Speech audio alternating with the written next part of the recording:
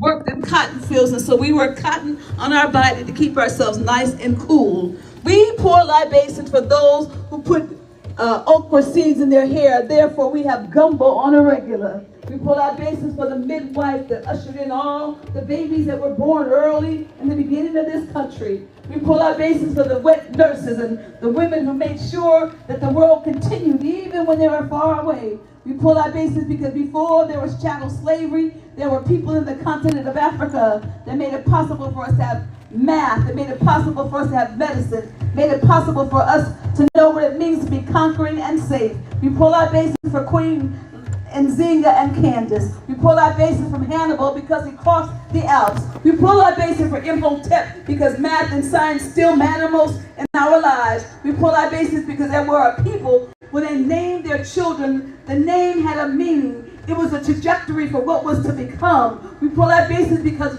when those people were brought to the Americas, that was disrupted and ignored. That was shut out. But today in New Orleans, we continue to keep that alive. We pour libations for those great and mighty people. And if you would agree with me, let us say Ashe. Ashe. And now we remember those ones who were tossed overboard, those who jumped overboard, those who revolted on board, those who gave birth on board, those who chose to live so that we could be here today. We pour libations for those who eked out livings in the most amazing places, those that were in the French Quarter because there was a street called Rampart that was a wall. That wall separated those enslaved people from free people of color. There are people in New Orleans that were never enslaved. So when we think about people of my skin hue, it doesn't mean that they all were enslaved. They didn't just all come out of slavery. They were never enslaved. We pour libations for those Maroons who escaped enslavement and then came to Congo Square on Sundays to find their kinfolk, to say, have you seen my wife, my daughter, my son? And we pour libations for those who are married in Congo Square because they were never given the right of marriage under chattel slavery. We pour libations because today we are richer and stronger. We have second lines and jazz funerals. We have gumbo and we have beignets. We have the things that make life complete. And come Sunday is a family day in New Orleans. You're going to find us always honoring one another. So we pour libations for those great and mighty people. If you agree with me, let us say Ashe. Ashe. And now it's time to pour libations for your direct line ancestors. Call out their names. It said if you don't call out their names, then the legacy dies. It says when an elder dies, a forest becomes quiet, that the library closes. We have an opportunity to remember the people that made a difference in our lives. And let me say up front, if they didn't do a good job when they were here, don't call their name out. So I will start with the name of my mother, Mildred Graves. Whose name will you call? UNICEF Parker. It's Willem T. Parker. everybody got an ancestor. You got here some kind of way. Baby Page. If you can't remember people in your family, call somebody out in the community who is now dead and made a difference in your lives. I call out the Gramini sisters, William Lloyd Garrison, Barbara Jordan, Shirley Chisholm, Marcus Garvey, Toussaint Louverture. There's so many. I hear you, I hear you, I hear you. We pour libations in honor of you, great and mighty people. We stand on your shoulders because without you, we would not be here. Without you, we would not have all the things we enjoy. Without you, we would not know that freedom is not just a right, it's a responsibility. We would know that liberation is forever unfolding and must be worked for. We pour libations because we have good schools as a result of your life. We pour libations because water is better because of your life. We pour libations because you mattered then and your stories matter now. We remember you and we say thank you. And Ashe? Ashe. So now you have a chance to get shoulder ready. So stand up if you can. I want you to bend your knees a little bit. I only got one good knee right now. I want you to move your hip from side to side. And if you start rocking, we just on a boat anyway.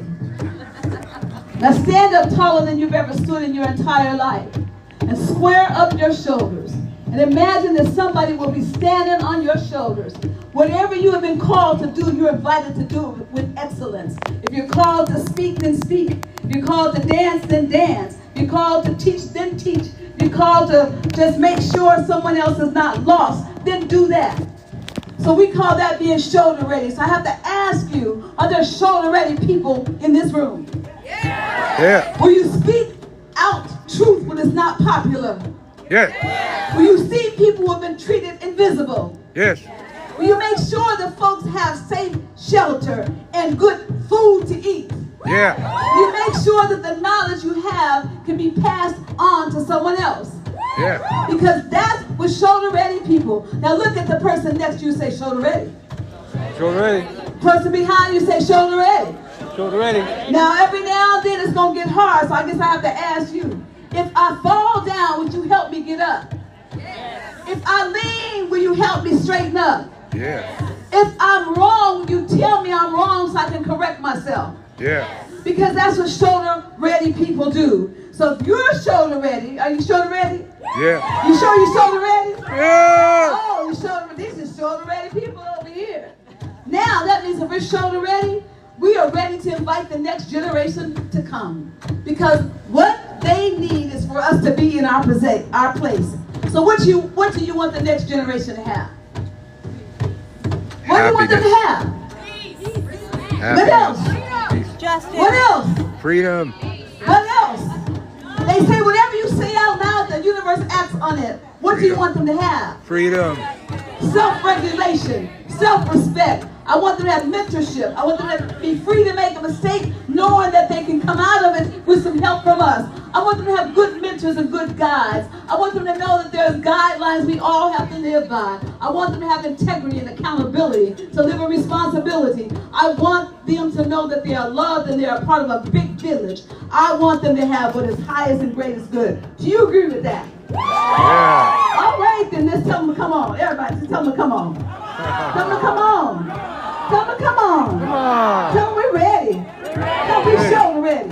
Shoulder Shoulder ready. ready. Shoulder ready. Shoulder ready. Shoulder ready. Shoulder ready. Shoulder All ready. right, Ashe. Ashe. Ashe. Ashe. Ashe. Ashe. Ashe. Ashe. So now we're going to start up with the game because you're ready now. We're going to start up with Funga Alafia. Our dance instructor is Kai Knight. She's going to give you the moves. I'm going to give you the words. So here are the words. Repeat after me. Funga Alafia. Alafia. Ashe. Ashe. Funga Alafia. Ashe. Ashe. Ashe. You ready? Kabwa Ilegba. Legba. Ashe. Ashe. Ashe. Kabwa Alegua. Ilegba. Alegua. Ashe. Ashe. I go. I go. I go. I go. I go. I may. I go.